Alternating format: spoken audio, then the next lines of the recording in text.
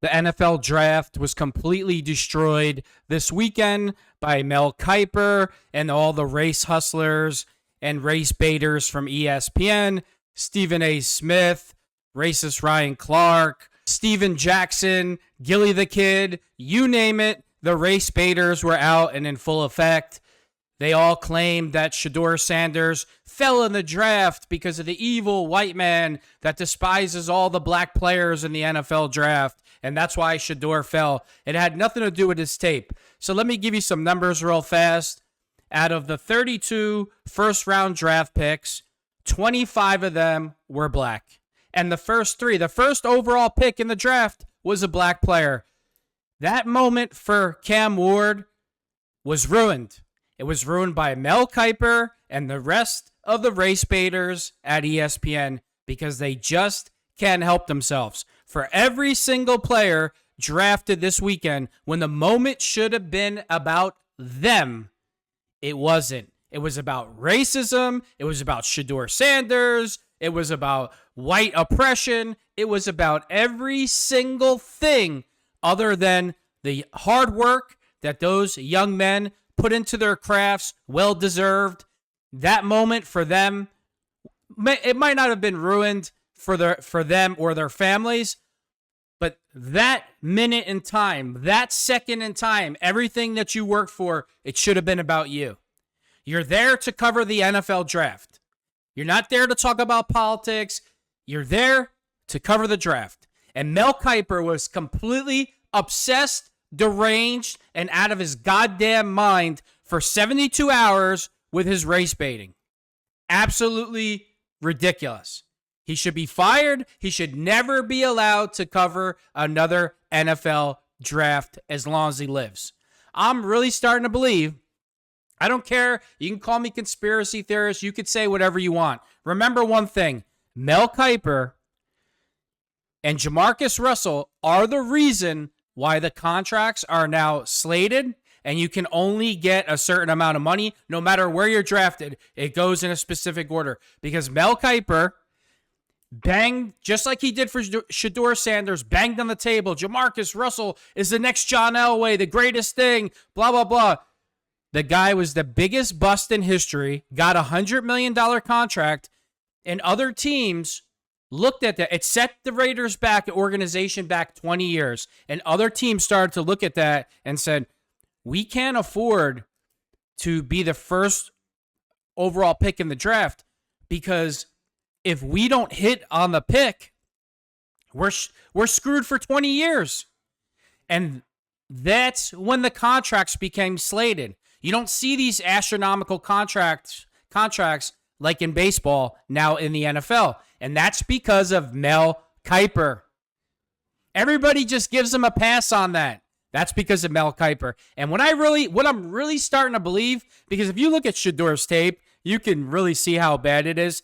He's probably never watched the All-22 film, just like the rest of the racists that claim they know what they're talking about.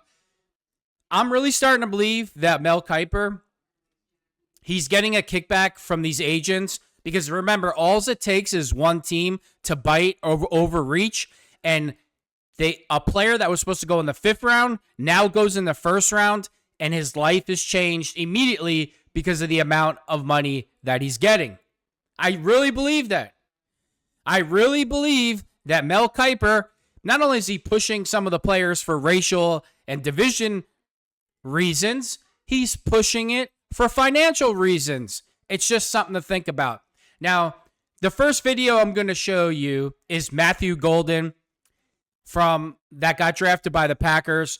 I thought he was probably my top 3 players in the draft were Derek Harmon, and not because I'm a Steelers fan. I absolutely love the pick, love his effort. He reminds me of Warren Sapp, Mean Joe Green, 6'5", 315 pounds, can chase guys down, never takes a play off. You can't coach his toughness and his desire to win on every single play. I love Tyler Warren from Penn State also. I think he's baby Gronk. And I loved Matthew Golden. Now, Travis Hunter is a good player. He's a good person. This is what really should have been the talk of the draft. Travis Hunter went overall number 2 in the draft to the Jaguars.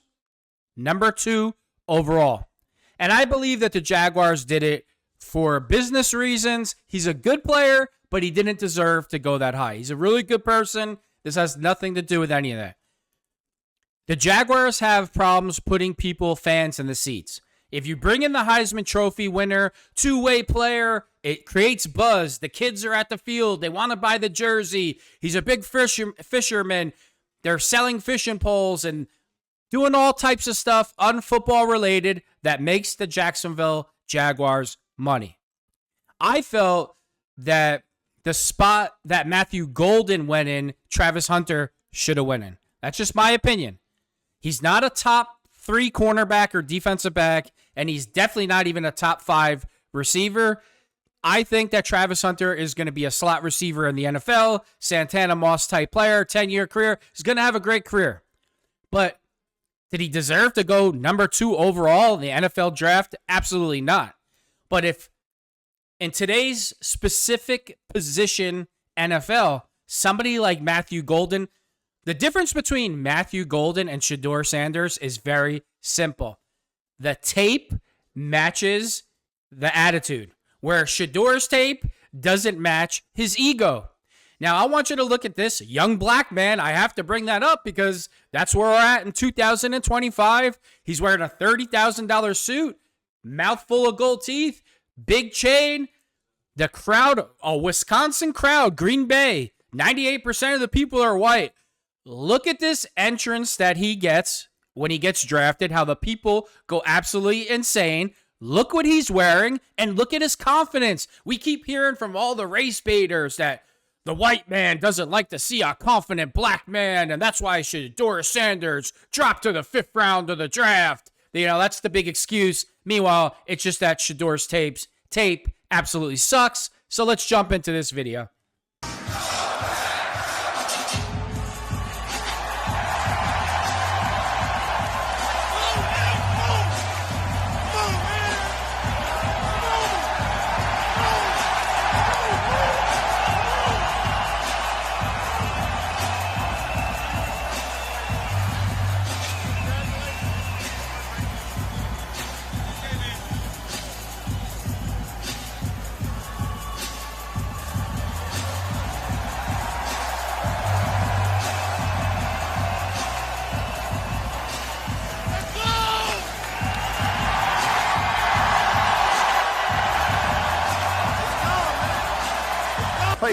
Instead.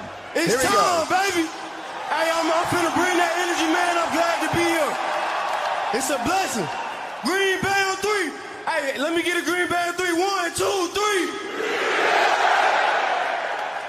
Yeah, he seems to really be lacking in the confidence department. But you know what the difference is between him and Shedeur? His tape sizzles. When you watch Matthew Goldman against the best competition in all of college football, he is absolutely phenomenal. His persona, you could see it when he plays. He's a Randy Moss type receiver with better physical and mental toughness, who has Olympic caliber 60-meter speed. He ran a 4.28 40, and he could twist and turn his body like George Pickens going up and getting the football. He is absolutely sensational. Oh, what happened? I mean, $30,000 gold chain, $20,000 suit down, mouth full of gold teeth. But, what happened? Everybody put their racism on pause, and they only brought the racism back out for Shedeur Sanders, right? That's what racist Ryan Clark, Stephen A. Smith, and all the racist race baiters want everybody to believe. ESPN created the false narrative for 2 years that Shedeur Sanders was a first-round talent. They created that narrative, and they keep saying, how does a first-round talent that was the whole draft process predicted to go in the first round, draft to the 5th round? It's racism, it's white people, it's oppression. They created that narrative, and now that nobody believed their narrative, you're the problem. The scouts are the problem. Everybody else is the problem because you didn't believe their lie. That's why. Then it was also reported that Shedeur Sanders isn't, the Sanders family loves to bring up God all the time. I have no problem with that, even though they're doing it in vain. But God has a real funny sense of humor. He's got a sick sense of humor. Don't ever underestimate God's sense of humor. Deion Sanders for months, tweets, you name it. My son's not playing for the Browns. Shedeur is never going to the Browns. Tweet after tweet, mocking them. No quarterback should ever go to the Browns. So pick number 2. It's the Browns. They needed a quarterback. Guess what they did? They said no thank you. They traded out of the pick. We all know what happened from there. They said no thank you to Shedeur. Now let's put it in a people perspective. Let's say you really needed a quarterback, and you heard Shedeur's dad being ungrateful, being an idiot, knowing he's mocking us every step of the way. Would you take him? Knowing that he doesn't want to be your franchise quarterback? That came from Deion's mouth. That didn't come from the white media's mouth. That came from his father's mouth. And it didn't just come out of his mouth one time where you could say, oh, he made a mistake. It was over and over and over again on social media also. So then what happens? Now the Giants finally need a quarterback. And Coach Brian DeBall was really going to give Shedeur the opportunity to be their quarterback. And all reports came out. And you know what happened? Shedeur went in for a meeting. And they gave him the plays beforehand. They told him to go to the chalkboard and draw up the play. And you know what happened? He wasn't prepared. He didn't know any of the plays. It's a fact. It's been reported multiple times from the Giants. And there was still people in the building that wanted the New York Giants to draft Shedeur Sanders, and the coach said no. And you know why he said no? Not because he didn't know the plays, but because after he didn't know the plays, instead of apologizing and say, I messed up, I need to do better, he got an attitude and gave the coach shit about yelling at him. And the coach said, enough, and drafted Jackson Dart. Now, I don't think that any quarterback in this draft should have went in the first round, but if I had to pick one, I say it over and over again, I would have picked a quarterback from the SEC because the SEC has the most defensive players that get drafted into the NFL. So you see, if you play Alabama and Georgia, you're basically seeing an NFL defense. And if you play in the SEC, it's the best division in college football. You can argue with me all day. It doesn't matter. The stats don't lie as far as draft picks. The SEC is loaded with defensive players that are going to the NFL. So if I got to pick a shitty quarterback, I'm picking one that at least played against NFL caliber teams. And that brings me back to Shedeur, where he played. He played in the Big 12. I'm not going to get into his record because I'm really here to talk about politics, not sports so much, but I have to give you some facts. In the Big 12, there was only 8 total players on defense drafted into this year's draft. Only 8. And it doesn't mean they're going to make a roster. You had 6 DBs and 2 linebackers. It's not exactly like Shedeur Sanders. If Shedeur Sanders plays Alabama and Georgia, they got 8 draft picks on one defense. It's not like Shedeur Sanders was playing against NFL level competition and he still couldn't go to a major bowl game. He was 4-8 his first season and 8-4 his last season and got blown out of the bowl game by BYU of all people. So he's not even playing the best of the best and he can't win. And let's go back to God's sense of humor. God, when you think you know more than God and you kind of mock God's plan, God usually has the final say. All right, Deion, you want to always bring God's in control of everything, right? You mocked the Browns. Your son could have went to the Browns in the first round, got all the money. See, regardless of what type of player you are, for the most part, in an NFL room, there's usually half the room is divided on a player. Let's take Ray Lewis, for instance. Ray Lewis was a smaller linebacker coming out of Miami. And when you don't have all the characteristics, the room is going to be split. We heard about Ray Lewis. Too short, too small. You heard all the garbage. So you had half the room and half saying yes. The other half said no. But when they interviewed Ray Lewis, I guarantee they walked away and said to themselves, this guy's not effing around. And if he does fail, it's not because of a lack of effort or attention to detail. So when you have Shedeur Sanders and the room is split and he comes into your meeting and I don't need y'all, I don't give a shit what y'all think about me, you know who my dad is, and that's what he said, and those are things that he said, and he doesn't even know the plays, you know what happens? Teams say, no thank you, we're going to pass. Oh, and let's not forget, all the race baiters at ESPN, they said that Coach Tomlin from the Steelers would definitely take Shedeur. And you know why they're saying that? Because he's black. And when it was the Steelers' time to pick, you know what they said to Shedeur Sanders and his family? No, thank you. We're taking Derek Harmon. Is Mike Tomlin, is Coach Tomlin a racist now?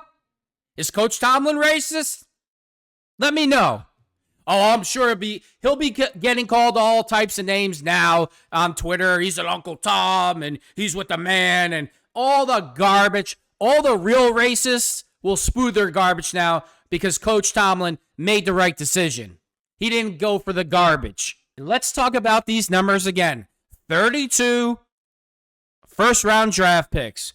25 were black, 6 were white, and one was Samoan. Oh, but the league hates the black, confident man. They don't want to see a black man that's confident. The league that's made the NFL, more than any other industry in America, has made more black men millionaires than any other business in America. It's a fact. It's a fact. It's not even debatable. And we're talking about the woke NFL that writes "end racism" on the back of the helmets and in the end zones and gives all this millions and trillions of dollars to social programs in the inner city helping black youth. But we're all racist now. The NFL's racist. You're a racist. Anybody that doesn't agree that Shedeur should have been a first-round pick is a racist. You're the problem. You didn't believe our lies. Here, let's listen to Gilly the King talk, this moron. Here, Gilly, I hope you see this video. Do you even know what all 22 film is? Because I bet you don't. And I would even bet my life that you've never watched it on Shedeur. You know what all these racist idiots watch? They watch highlights. And of course, highlights are going to make you look good. They're called highlights.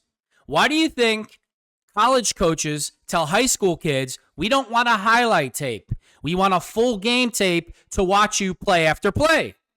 But that would mean that this racist would actually have to put some work in. So let's hear this moron talk. To all my folks out there, right? I just want y'all to know that when you're a black man in America, right, sometimes you get reminders. You know what I mean? As a successful black man in America, I often get reminders. Yeah. And in the Shedeur Sanders situation, I got news for this clown. Every person in America, regardless of race, whether you got a lot of money or no money, gets reminded that we're all human and we're all garbage some way or another, whether it's good or bad, by somebody else that's just having a bad day. No, but it only happens to black people. It's just a reminder that you can do everything right in life. You can come from a good family. You could be a good student. You could be a God-fearing kid. You could be a hard worker. You could beat the odds. Your dad could be a Hall of Fame player, and you can beat the odds because not too many Hall of Fame players have good kids. So you can beat the odds. You can beat the odds. You can beat the odds. The tape on Shedeur sucks, Gilly. It's not that complicated, man. It's not a conspiracy to keep the black man down. Beat, he ain't his daddy. You could beat all of that growing up. But you still get a reminder. That you just a nigga, man. Oh, God. That's it. You just a nigga. We sitting here looking at a public execution going on right in front of our eyes. Where it's like, we just got to remind you. Oh, is that what it is? You just a nigga. Right. There's no other way to look at it. There's a lot of black analysts on TV, but they got to keep it corporate. They can't say what it is. Oh my God. Now he's saying that the black analysts that made this fake narrative for 2 years didn't do their job and they kept it corporate to serve the white man. Really? Do you even watch ESPN? Because 24 hours a day, they bang the table that Shedeur is the best quarterback that's ever lived, you effing moron. Like, it's just, there's no fixing this. This type of stupidity is unfixable because it doesn't matter how much evidence that you show them. You could show them every play of Shedeur Sanders.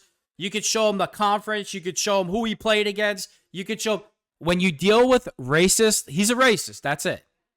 When you deal with real racists that hates white people, he hates white people, and he hates any black person that might even tell kind of the truth about another black person. He's just a hateful piece of garbage. They got to keep it cool. I just think this is unbelievable. It's just, no, sometimes as a black man in America, right, you get reminded that you just a nigga. Right. Don't matter how much work you put in. Don't matter. None of that don't matter. You got to understand. I arrived at a hotel in Boston, right? And I get to the front desk and I say, is there any way I could get a suite? And this lady looked at me and she said, I'm sorry. She didn't press one button. She says, I'm sorry, it's no suites in the building. They're all sold out. As she's saying it, a white man is walking out the back and she says, Gilly, oh man, I love you. Man, I love what you do for the community, man. You're a great guy. I guarantee this story is a lie, but anyway. She handed me my room key. I get up to my floor. When the elevator opened, the white guy's on my floor. And he says, Gilly, I don't know why she told you there's no suites available. Every suite in the building is open, Gilly. Come back downstairs. I'll put you in a suite. But it was just a reminder that... Oh, please. Just a nigga. That lady looked at me and said, there's no suites. Before I make this hotel thousands of dollars... Can this story ever be confirmed? I doubt it. And you know what? The way he is, if that actually happened, we would have saw a video of that instant. He would have took it. If this really happened, this bullshit story, you know what he would have did? He would have took out his phone right there immediately, filmed that white lady doing all that, and it would have been all over social media. He's on social media 24 hours a day. Oh, let me guess. That day, you didn't have your phone.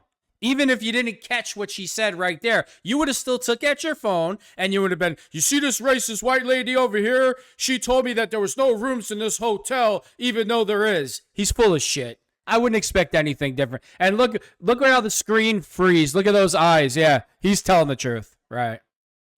Here's Shedeur saying, this is God's plan. You're right, Shedeur, it's God's plan. He kind of like clowned you a little bit, God. You were going to go to the Cleveland Browns, first round, pick number 2. Your dad was on social media for 2 years saying, my son will never play for the Browns. And then in round 5, you went to the Browns. Now you'll lose. You know how much money your father cost you? Since you're all about the money, look at that chain. That's a $250,000 chain with a dollar sign on it. That's probably $80,000. You know how much money your own father cost you? It's hysterical that white people and the system are getting blamed for the Sanders regime and the way they've handled this whole process. Let me tell you something. He's always it's his dad. I don't expect him to go against his dad. This is his father's fault. But let's just say hypothetically, you took Shedeur for a year before the draft and you had him live with Tom Brady. And Tom Brady coached him through this whole process. The meetings, this, that, everything. Every single thing. And Shedeur listened to Tom Brady how to handle it. Shedeur would have went in the first round. And let's not forget, the last game that Shedeur Sanders played, he totally shit the bed. And you know why he shit the bed? He was at a strip club for two days before the game, took his entire team there, and the team shit the bed. And hold on, let's talk about Tom Brady's last game in college football. Tom Brady's last game in college football was in 2000 in the Orange Bowl. And I remember this game like it was yesterday. The Michigan Wolverines defeated Alabama 35-34. It was a back and forth battle the entire game. It showed every morsel of what Tom Brady was made out of. This was one of the greatest college games ever. And Tom battled and battled and battled. They were losing, they were winning, they were losing. It showed Tom Brady's greatness right before he was going to get drafted. And you know what round he went in? The 6th round. And hit Tom Brady's resume compared to Shedeur's is night and day. And if you look at their last pieces of work before the draft, Tom Brady plays the absolute best game of his life. Still goes in the 6th round. Still does the interviews the right way. Shedeur Sanders absolutely shits the bed. Has the worst interviews ever. And still goes ahead of Tom Brady. But it's racism. Sickening. You make me sick.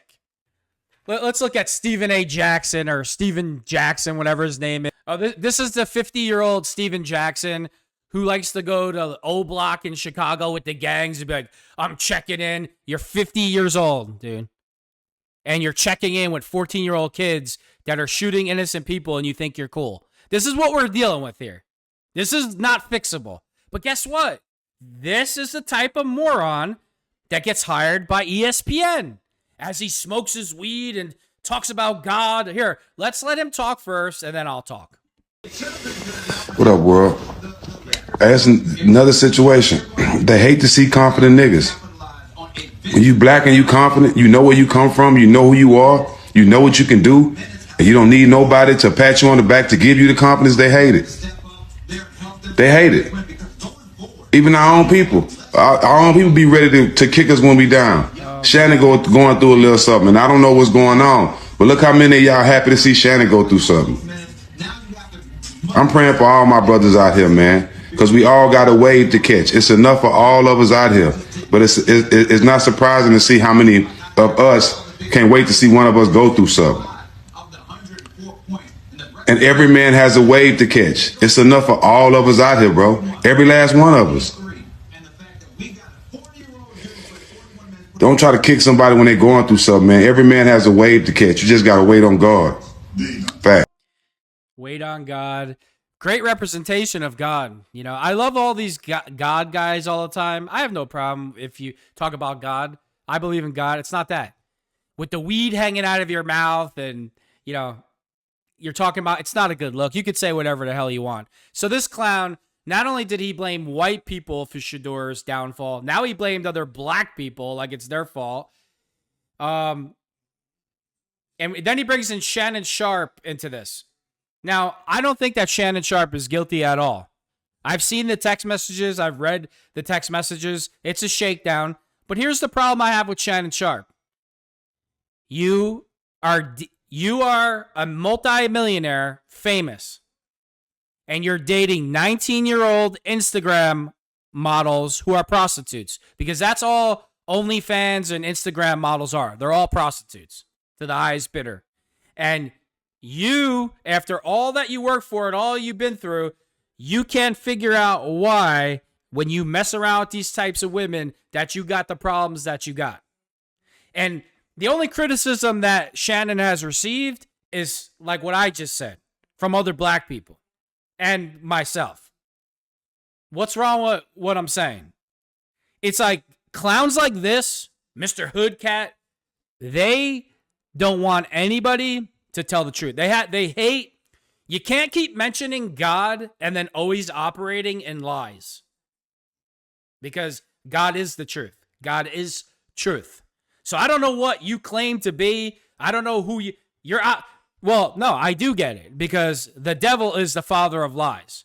And that's what woke ESPN, racist Ryan Clark, Stephen A. Smith, this clown, Louis Riddick, Mel Kiper, the NFL draft, 72 hours of lies and race baiting, just like all Democrats do with their presidential candidates. It's the same. They do the same exact thing. They created a fake narrative. Nobody believed their narrative. It's not like Shedeur didn't get drafted. He just went in the 5th round. Oh, the world exploded. Tears. Everybody's losing their minds.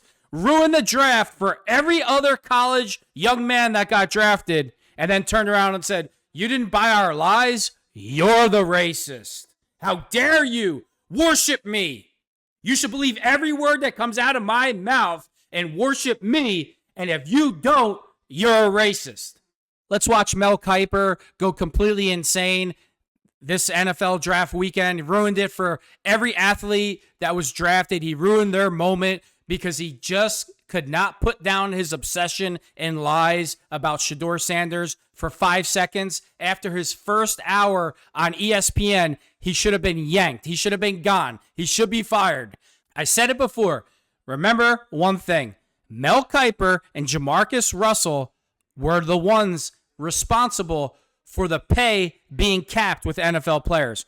Prior to Jamarcus Russell, the first round pick, you could negotiate the money. The money kept going up and up and up. And because Mel Kiper stood on the table and jumped up and down like he did with Shedeur Sanders for Jamarcus Russell, the pay scale changed. Don't ever forget that. Let's jump into the video. The NFL has been clueless for 50 years when it comes to evaluating quarterback. Clueless. No idea what they're doing in terms of evaluating quarterback. That's proof. There's proof of that. How many they say we know exactly what we're talking about with quarterback. They don't. The NFL has been clueless. You know, the way that Mel Kiper, in today's world, would this really surprise you if this finally came out? Think about it like this. Mel Kiper has a big platform, big mouthpiece. If he knows the agents behind the scene and they know that their player is only supposed to go in the 6th round, 5th round. If you have Mel Kiper that keeps pounding the table and creates a media whirlwind, this player's a 1st-round pick and this player's a 1st-round pick, and one team bites, instead of going in the 5th round, making $200,000 a year, now you went in the 1st round and you're making $20 million a year. Would it really surprise you if you finally heard that Mel Kiper had shady deals going on with the agents behind the scenes to push certain players? Would that really surprise you in 2025 with all the garbage that we see on a daily basis? Wouldn't surprise me. Let's watch Shedeur Sanders rap at the party he thrown for himself after his draft day slide. I have another question. You don't think there was any other players, especially black players, that were upset that they thought they should have been drafted higher? You don't think there was one other player other than Shedeur that felt like, man, I should have been a 1st-round pick? Did we hear about them? No, you know where they were? They were out on a football field at midnight doing sprints, lifting weights, throwing passes. Shedeur Sanders has a football field in his backyard. He could literally take 2 steps and he's right there. What would Tom Brady have done after a draft like that? He would have walked in the backyard and threw 100 passes till 3 o'clock in the morning. What does Shedeur Sanders do? He goes, throws himself a party, has money in a bunch of suitcases and Louis Vuitton bags, flaunting his money to everybody, rapping. Hey, he can handle it however he wants. I don't care. I don't care. But you're not going to force me to believe that football is the most important thing on this kid's mind. It's his right. However he wants to live his life, none of my business. But when he goes in the 5th round, and then he's not going to be on the Browns roster. He's not going to make the Cleveland Browns. I'm going to get into the other quarterback, Dillon Gabriel, that was drafted before him. Did you see the teams that Dillon Gabriel beat? Ohio State lost to them in the championship. If you go down the list of teams that Dillon Gabriel played, the competition that he played all NFL competition, and he played his best games. Shedeur Sanders didn't play those types of teams. Everybody, the big lie is, well, Shedeur's definitely better than Dillon Gabriel. Do you watch the games? Do you do any research before you make these comments? Or you just create memes and stupid sayings and everybody runs with a lie?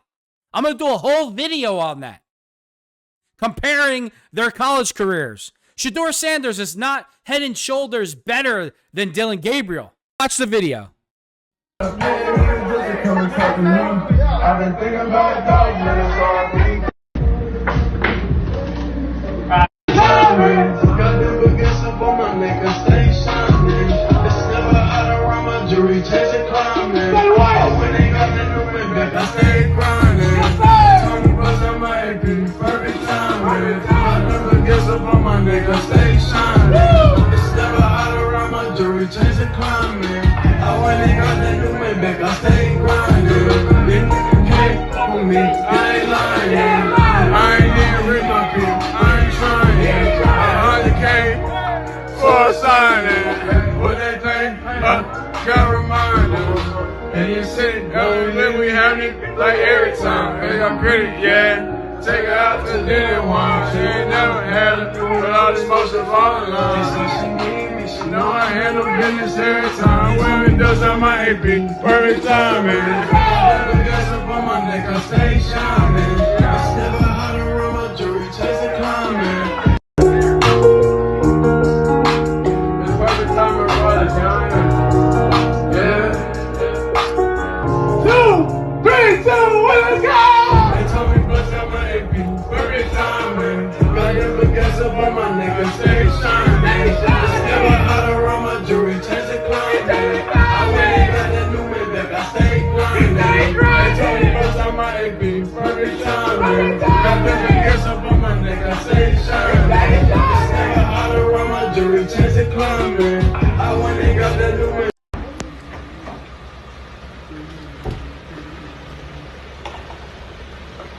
Nobody in a million years is going to ever make me believe that this kid is about that work, about that lifestyle. Football is a lifestyle. It's not a half the year type of thing. When you get to that level, it's a 24-hour a day on your mind, on your conscious, getting your body ready, knowing the plays, recovery, food, you name it. It's all got to be done the right way or you're not going to excel at the highest level. Never mind a quarterback. You know, you can get away with some of this type of behavior at the other positions, but the quarterback position is the most complicated position in all of sports. You got to know what everybody's doing on the offense, not just yourself. If you're another player, all you really got to, you can get away with just knowing what you got to do. As a quarterback, it doesn't work like that.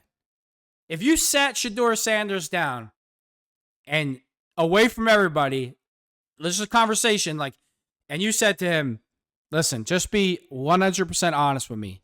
Would you rather be a rapper and a YouTuber or an NFL quarterback? But I can guarantee you will be famous as a rapper and a YouTuber. Guarantee you'll get what you want with the fame. He would pick being a rapper and being a YouTuber. There's no doubt in my mind. Last video. I'll wrap it up with this.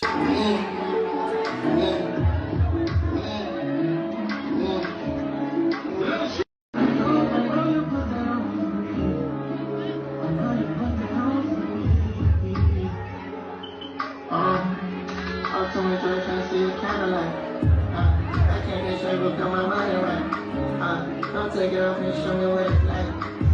Let me see. I'm in the game, I should like draw with this G3. No matter how we disagree, don't mean I can leave. He's entitled to live his life however he wants. It's none of anybody's business. But you're not going to pull the wool over my eyes and tell me he's all about football when clearly he isn't.